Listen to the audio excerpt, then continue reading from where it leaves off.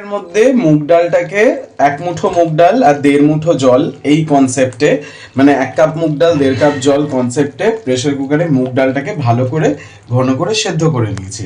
সেদ্ধ করে এবার ননস্টিকে বা কেউ কড়াইতে চাইলে কড়াইতে সামান্য একটু তেল আর 1 চামচ ঘি, তার মধ্যে এলাচ ফোড়ন দিয়ে মুগ ডাল সেদ্ধটাকে জল সমেতই দিয়ে দিতে হবে। এবার এটার জলটাকে পুরো শুকিয়ে নিতে হবে। জল শুকিয়ে গেলে তার মধ্যে চিনি অ্যাড করা হবে, but that process comes a bit later. এখন আগে মুগ ডালটাকে পুরো শুকিয়ে নেওয়ার প্রসেস চলছে। টাইম হয়ে গেছে চিনি, কারণ এটা অনেকটা শুকিয়ে গেছে, তো এবার চিনি দিয়ে দেবো।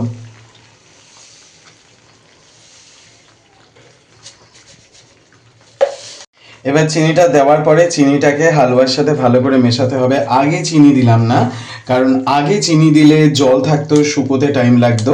এবার চিনি দেওয়াতে চিনি কিছুটা জল ছাড়বে, আর চিনির সাথে এটা আরও ভালো করে ক্যারামেলাইজ হবে, আর ক্যারামেলাইজ হলে একটা ঘন রাবড়ি টাইপের রং আসবে।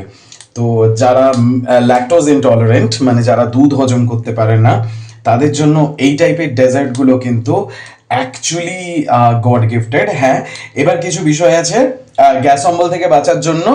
যদি আগে প্রচুর পরিমাণে মুগ ডাল ভেজে নিয়ে এটা বানানো হয়, তাহলে কিন্তু গ্যাস অম্বলের চান্সেস থাকতে পারে। তো মুগ ডাল না ভেজে কাঁচা মুগ ডালকে সেদ্ধ করে জাস্ট সামান্য ঘি ফেলে আর তাতে এলাচ দিয়ে যদি এইভাবে করা হয়, তাতে গ্যাস অম্বলের চান্সেস কমে। অফকোর্স ঘি রয়েছে, চিনি রয়েছে, একটা চান্সেস থেকেই যাচ্ছে গুরু পাকের, but still it will be tasty and healthy as well.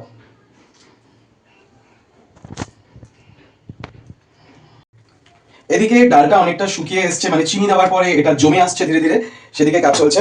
এই যে এটা জমে আসছে, এই যে এরকম ভাবে কিছুক্ষণ বাদে এটা এরকম ছেড়ে দেবে, ঠিক আছে? সেই সময়ের অপেক্ষা করছি। কিন্তু তার আগে অনেকে কিশমিশ দেয়, কাজু দেয়, তো আমার কাছে কতগুলো মোরব্বা ছিল।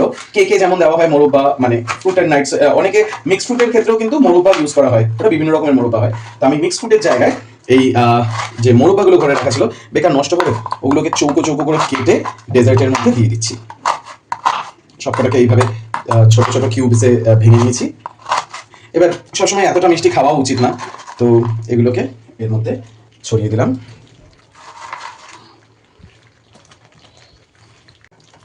এবার এটাকে ভালো করে স্কুইজ করে নেওয়া। সো এটা কড়াই কিন্তু ছেড়ে দিচ্ছে। So the dessert is ready. এবার এটাকে সার্ভ করার পালা। এটা একটু জমাট বাঁধবে, তো আমরা এই কন্টেনারেই এটাকে জল করছি।